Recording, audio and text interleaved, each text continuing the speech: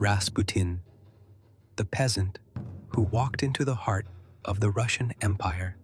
Hidden History Studio. There are moments in history when one person seems to appear at exactly the wrong place, at exactly the wrong time.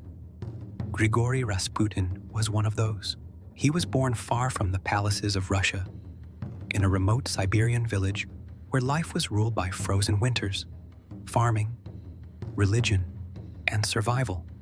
He had no noble blood, no political position, no great education, and yet this obscure peasant would find himself inside the private world of the family.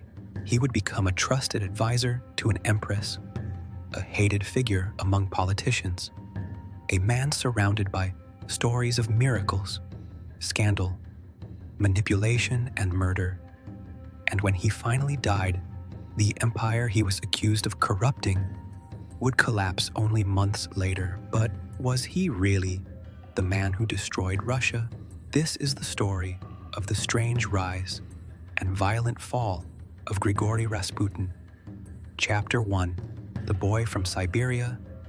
Rasputin was born around 1869. His family lived a difficult peasant life. His father worked the land and transported goods through hard labor and simple food. The distance between an ordinary villager and the imperial court was almost unimaginable. The emperor lived among marble palaces, servants, military officers, and aristocrats. Rasputin belonged completely to the second world. But even as a young man, he was difficult to understand. Developing a reputation for drinking and fighting, then something changed. Rasputin became obsessed with religion.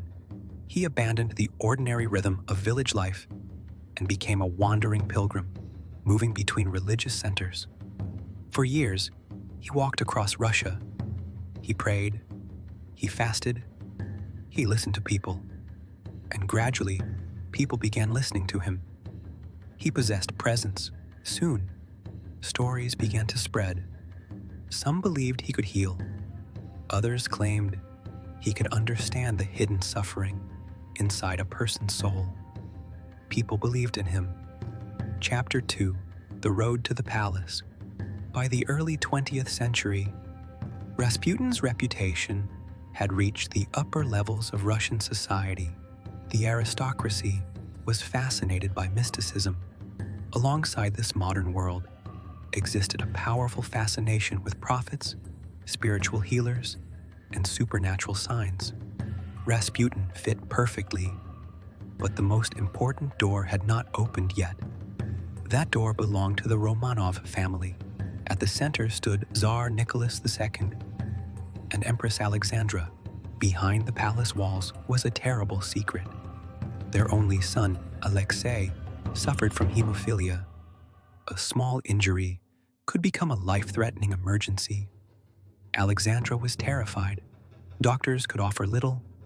The illness had to remain secret, and the family lived in constant fear. Then Rasputin entered their lives. Chapter 3. The Child Who Changed Everything. Rasputin's first encounters were not immediately extraordinary, but everything changed when Alexei became seriously ill. In 1912, Alexei suffered a severe bleeding attack. A message was sent to Rasputin. He responded, insisting the boy would survive.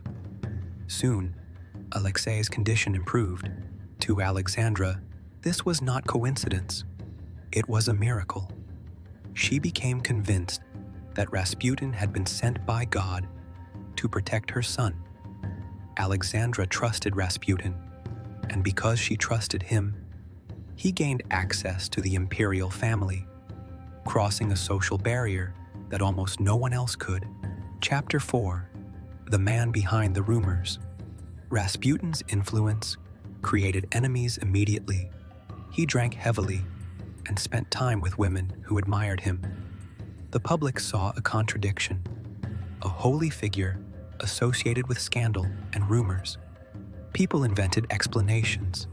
Accusing Alexandra of betraying Russia, Rasputin was no longer simply a religious figure.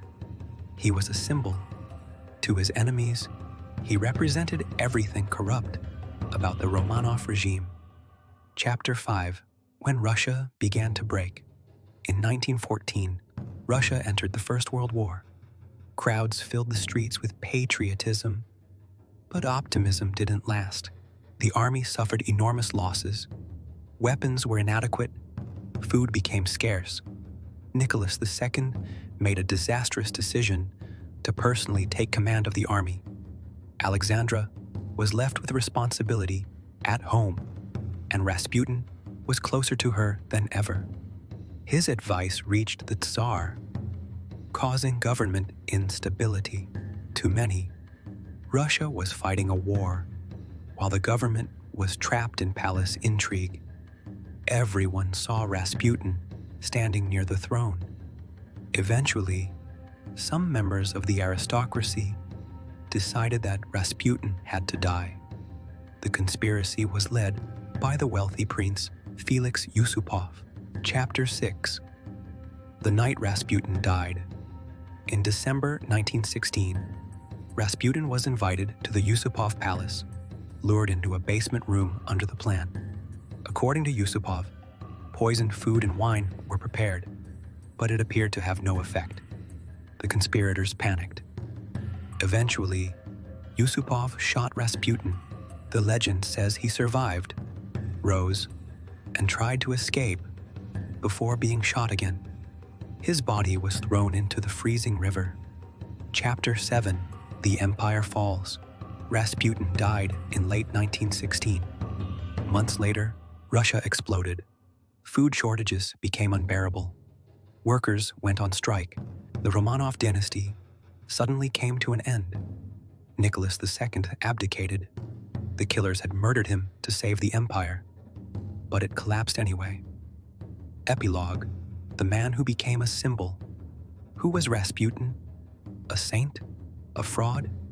He was a deeply complicated person who possessed extraordinary charisma.